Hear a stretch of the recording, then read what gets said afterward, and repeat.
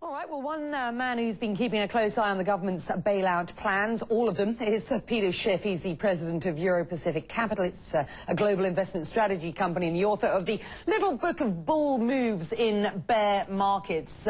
Ought to be a good read these days. He joins me now live. Let's talk about Citigroup, given that we've just been hearing from Alan on that. You know, they make the decision about bailing Citigroup out. They say it's too important to fail. They don't say that about Lehman. They're considering what they're doing with the auto companies at the moment. They haven't made a decision about that. What do you think of these decisions at this point? Well, the only good decision they made was letting Lehman Brothers fail. And somehow they think that's the source of our problems. What about all the companies that they did bail out? You know, we're in this mess for a reason. It's because of government spending, because of too much debt.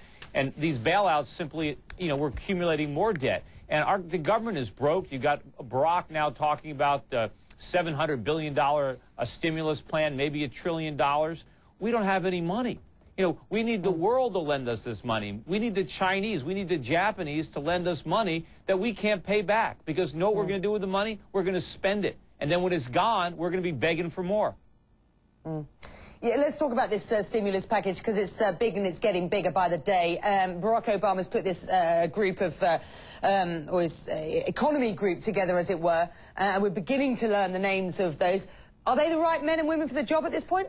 Now, look, if they think the economy needs more stimulus, they shouldn't be in these jobs. You know, we don't even need any economic advisors. We should abolish them all. I mean, look at this mess we're in. They're giving bad advice. We don't need stimulus. We don't need Americans spending more money. That's how we got into this mess. We borrowed money and we spent it. Now we can't pay it back. Americans need to make things. They need to go to work and they need to save their money. We can't try to stimulate the economy through more spending. And we can't just But you keep stimulate bailing. the economy by more spending overnight, effectively, because you don't make anything anymore. That's the problem. That can't change, can it? Well, in it the can short term. change. That's a long-term plan. Yes, but it has to change, and the government has to let it change. The government has to get out of the way and let our phony economy collapse. I know it's going to be painful, but it's necessary. We can't keep pretending we have a viable economy and expecting the rest of the world to finance it. You know, we have to actually make things. We need a real industrial revolution in this country. We don't need more economic stimulus. That's more of the problem. And we can't keep rewarding people. Look at this Citicorp bailout.